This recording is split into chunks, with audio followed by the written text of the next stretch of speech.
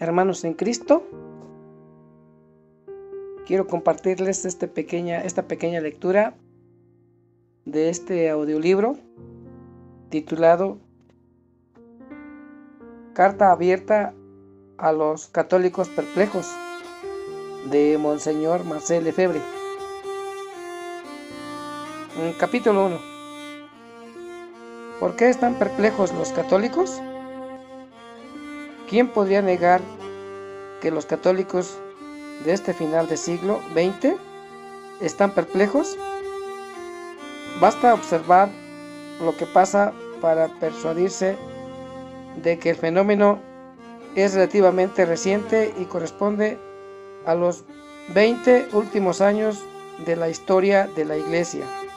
Antes, el camino estaba perfectamente trazado.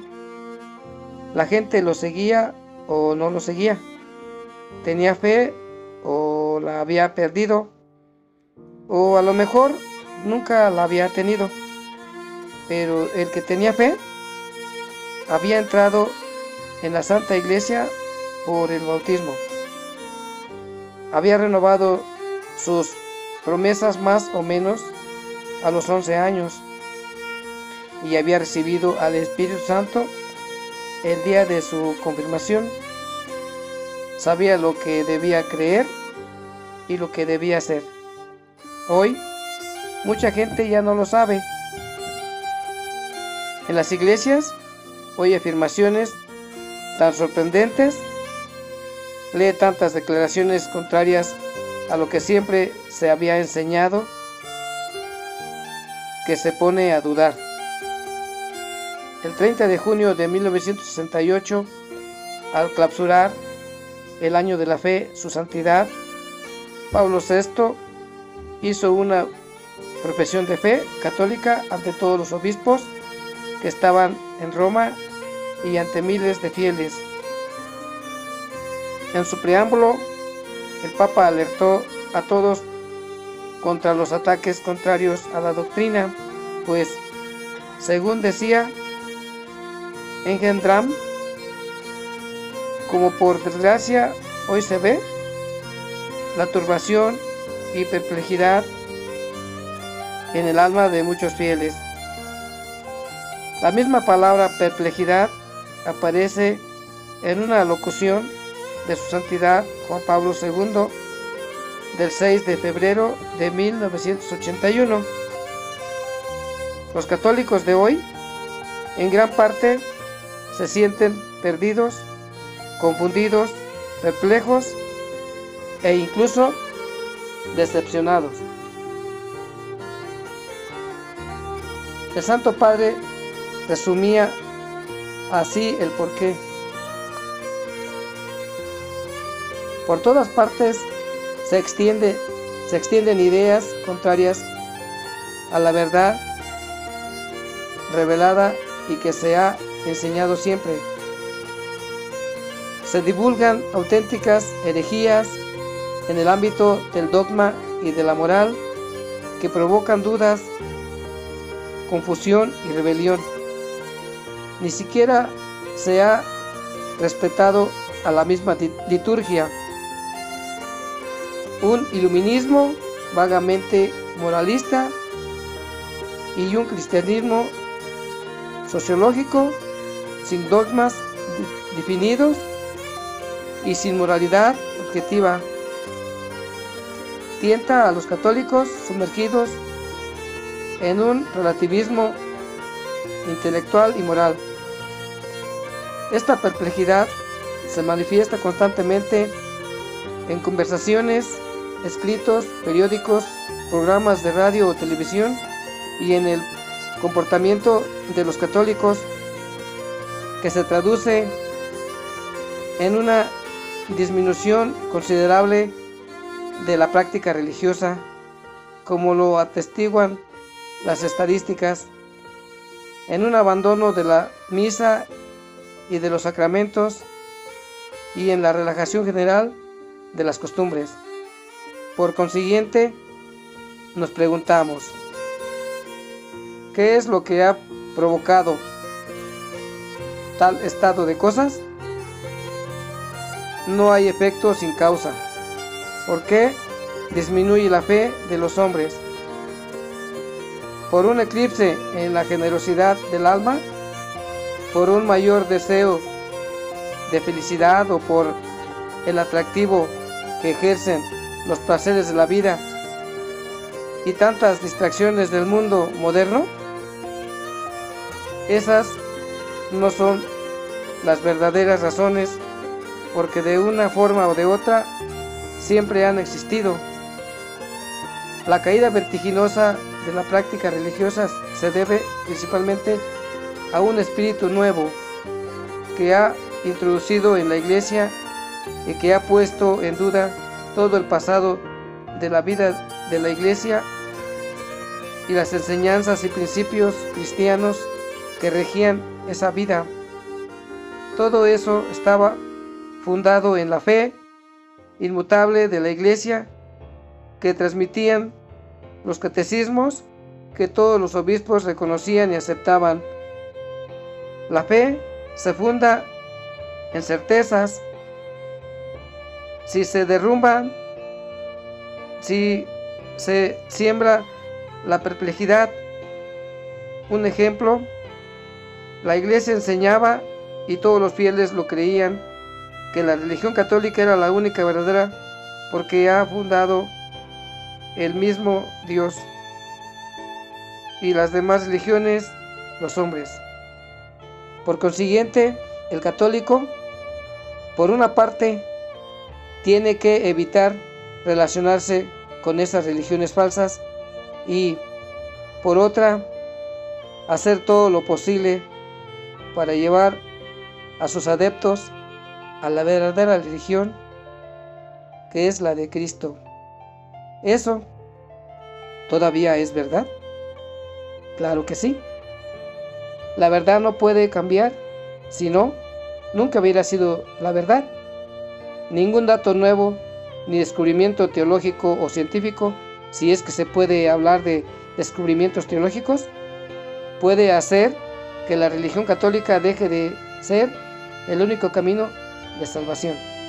Pero el mismo Papa asiste a las ceremonias religiosas de esas religiones falsas y reza y predica en templos de sectas heréticas, y la televisión transmite al mundo entero imágenes de esas reuniones sorprendentes, así que los fieles ya no entienden.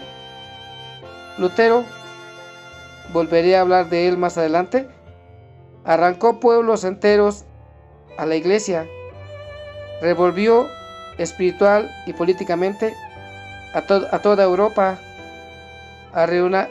arruinando a la jerarquía y al sacerdocio católico, inventando una falsa doctrina sobre la justificación, la salvación y la doctrina sobre los sacramentos. Su rebelión contra la Iglesia fue el modelo de los futuros revolucionarios que provocaron el desorden en Europa y en el mundo.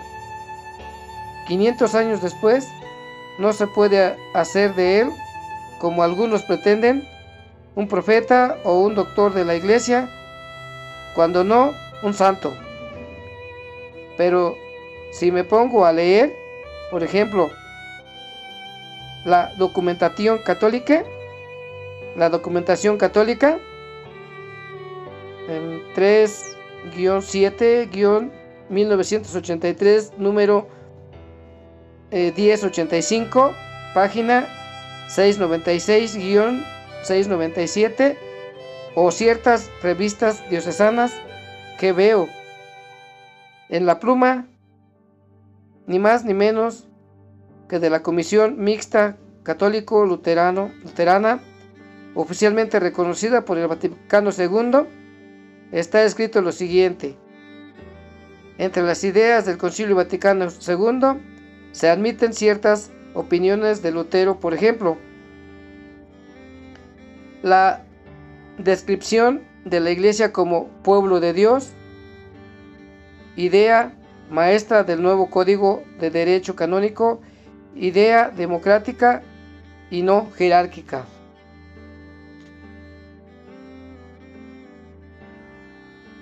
acentuación del sacerdocio de todos los bautizados, el compromiso en pro del derecho de la persona a la libertad en materia religiosa. Puede considerarse que hoy día la teología y la práctica de la Iglesia satisfacen las otras exigencias que Lutero expresó en su tiempo: el uso de la lengua vernácula en la liturgia, la posibilidad de la comunión bajo las dos especies y la renovación de la teología y de la celebración de la Eucaristía. ¡Qué confesión tan clara! Satisfacer las exigencias de Lutero, que fue el enemigo resuelto de la misa y del Papa, admitir lo que pedía el blasfemo. ¿Qué decía? Para mí, todos los prostíbulos, homicidios, robos y adulterios son menos malos que esa misa abominable. De esa rehabilitación tan monstruosa solo se puede sacar una conclusión: o hay que condenar al Concilio Vaticano II, que la ha autorizado, o hay que condenar al Concilio de Trento y a todos los papas desde el siglo XVI que declararon que el protestantismo era herético y cismático. No es difícil entender que los católicos estén perplejos ante semejante cambio de situación. Es más, tienen muchos otros motivos para estarlo. A medida que van pasando los años, los católicos han visto cómo se transforman el fondo y la forma de las prácticas religiosas que los adultos habían conocido en la primera parte de su vida. En las iglesias se han ido retirando los altares y se han ido cambiando por una mesa que suele ser móvil y se puede poner a un lado. El sagrario no ocupa ya el lugar de honor y la mayoría de las veces se disimula poniéndolo sobre una columna a un lado, y así aún está en el centro. El sacerdote, al decir la misa, le da la espalda. El celebrante y los fieles se dan la cara y dialogan. Cualquier persona puede tocar los vasos sagrados, que se suelen reemplazar con canastas, bandejas y vasos de cerámica. La comunión, que ya se recibe en la mano, la dan los seglares y también las mujeres. Se trata al cuerpo de Cristo sin reverencia, provocando dudas sobre la realidad de la transubstanciación. Se administra los sacramentos de modo distinto según los lugares. Doy como ejemplo la edad en que se recibe el bautismo y la confirmación y las ceremonias y bendiciones del matrimonio, amenizado con cantos y lecturas que no tienen nada que ver con la liturgia y que son de otras religiones o de una literatura absolutamente profana o que expresa sencillamente ideas políticas. El latín, la lengua universal de la Iglesia, y el canto gregoriano han desaparecido de un modo casi general. La totalidad de los católicos ha sido reemplazada con canciones modernas que suelen tener los mismos ritmos que las de los lugares de diversión. Los católicos se sorprenden con la desaparición brusca del hábito talar como si sacerdotes y religiosas tuvieran vergüenza de mostrarse como son.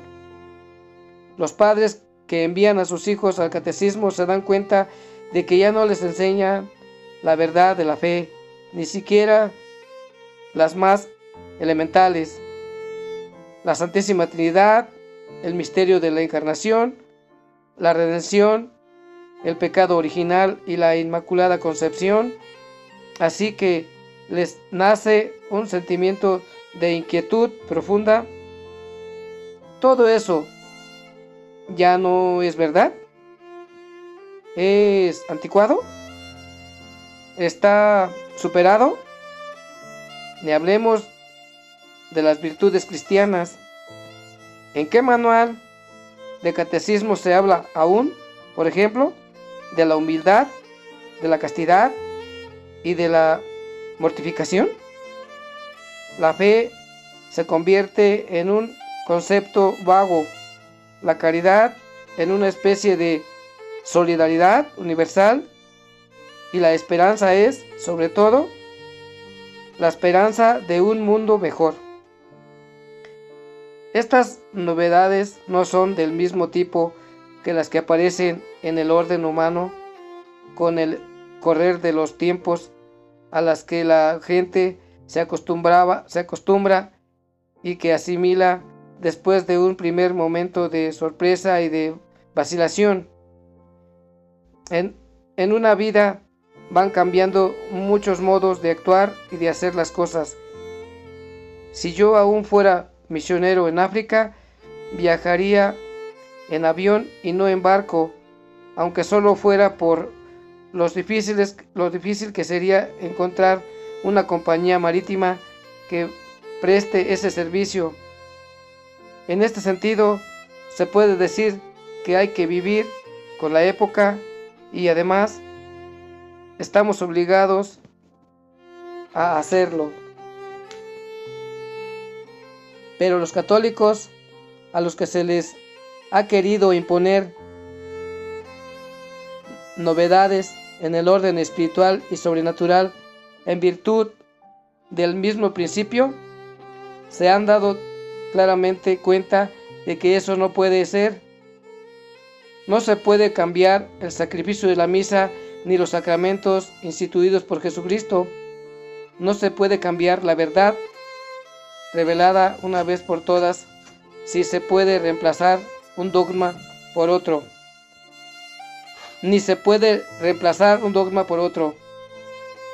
Las páginas que siguen pretenden responder a las preguntas que se hacen los católicos que han conocido otro rostro de la Iglesia. Pretenden también iluminar a los jóvenes que han nacido después del concilio, a los que la comunidad católica no les ofrece lo que tienen derecho a esperar.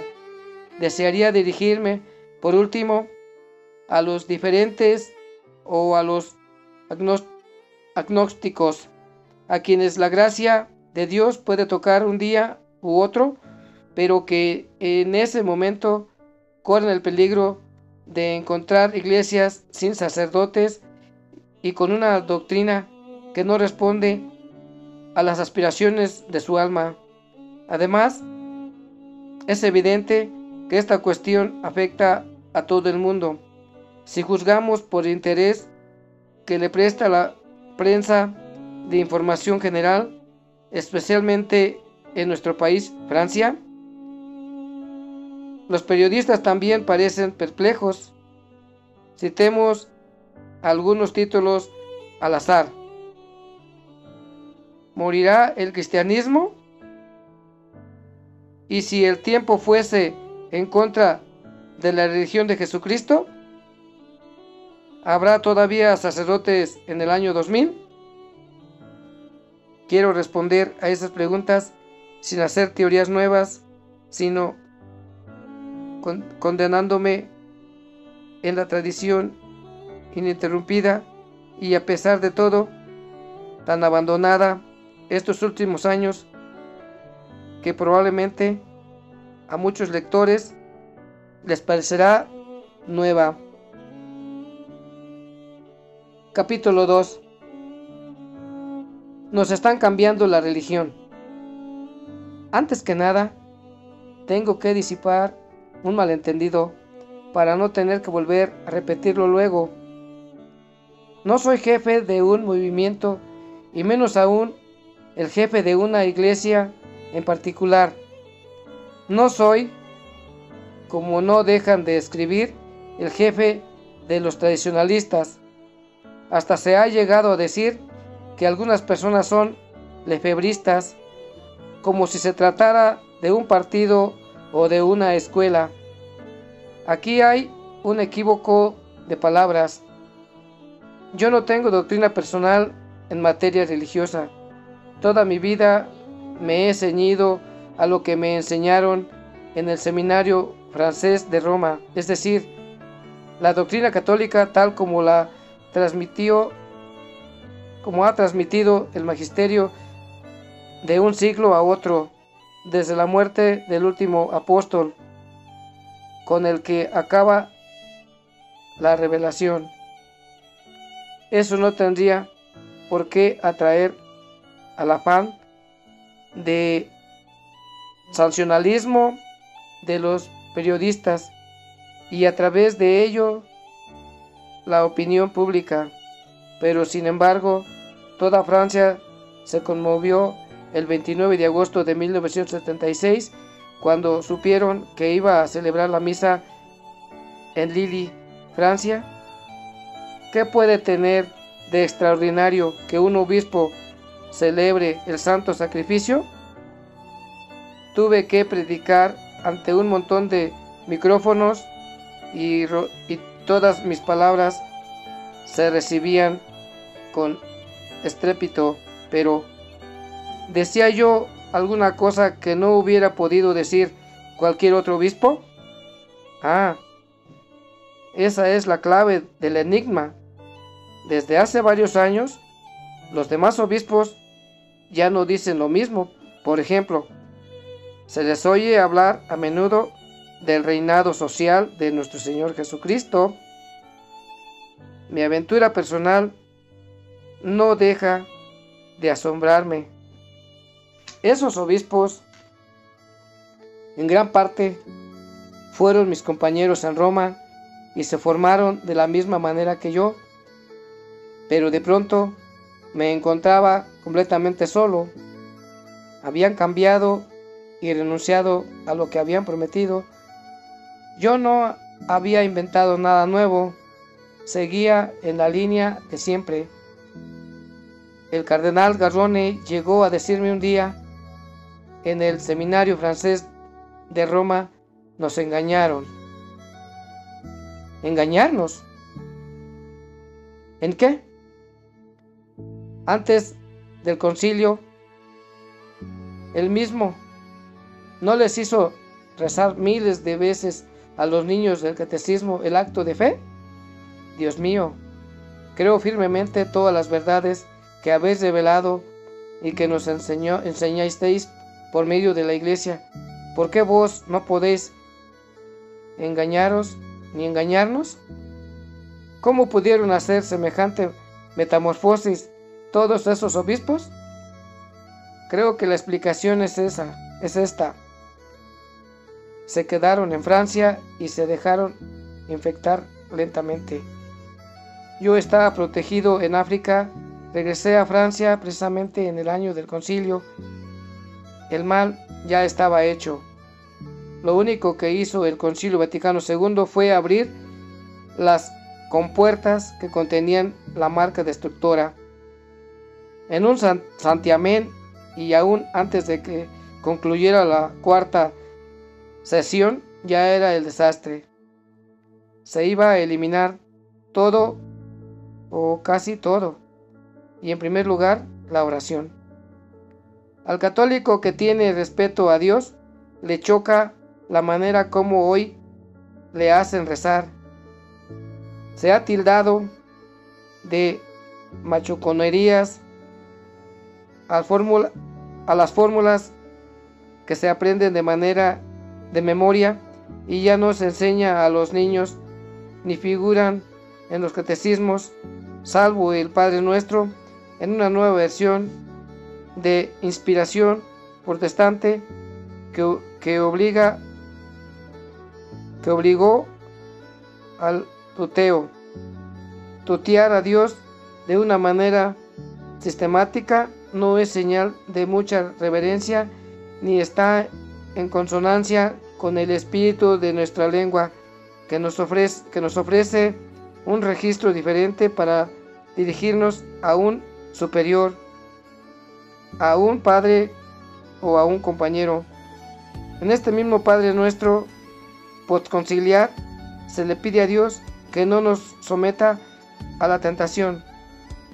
Esa expresión es equívoca y nuestra traducción francesa tradicional es una mejora en relación con la fórmula latina, calcada al hebreo con un poco de rudeza. ¿Cuál es el progreso? El tuteo ha invadido la liturgia vernácula, la novus missae desmintaches, nuevo misal de los domingos. Usa el tuteo de modo exclusivo y obligatorio, sin que sean evidentes las razones de este cambio tan opuesto a las costumbres y a la cultura francesa. En algunas escuelas católicas se han hecho cuestionarios a niños de 12 y 13 años. Solo algunos de ellos sabían de memoria el Padre Nuestro, en francés, por supuesto, y algunos sabían el Ave María, salvo una o dos excepciones, no sabían el credo, ni el confiteor, ni los actos de fe, esperanza, caridad y contrición, ni el Angelus. Pero, ¿cómo los pueden saber si la mayor parte de ellos nunca han oído ni siquiera hablar de ellos? Ahora dicen que la oración tiene que ser espontánea, que hay que hablar a Dios improvisando, y no se hace ningún caso de la maravillosa pedagogía de la Iglesia que había cincelado todas esas oraciones a las que han recurrido los mayores santos. ¿Quién les recomienda aún a los fieles que recen las oraciones de la mañana y de la noche en familia y que recen la bendición de la mesa y den gracias después de la comida? Me he enterado de que en muchas escuelas católicas ya no quieren rezar la oración al empezar las clases, con la excusa de que hay alumnos no creyentes o miembros de otras religiones y que no se puede chocar su conciencia ni hacer alarde de sentimientos triunfalistas. Los responsables de las escuelas están contentos de admitir a una gran mayoría de no católicos y hasta de no cristianos, y de no hacer nada para conducirlos a Dios. Y en esas escuelas algunos niños católicos tienen que ocultar sus creencias con el pretexto de respetar las opiniones de sus compañeros. Son muy pocos los fieles que hacen aún la genuflexión. Ahora se ha reemplazado con una inclinación de cabeza o, aún más frecuentemente, con nada. La gente entra en una iglesia y se sienta. Se ha cambiado todo el interior, los bancos con reclinatorios se convierten en leña para calentar.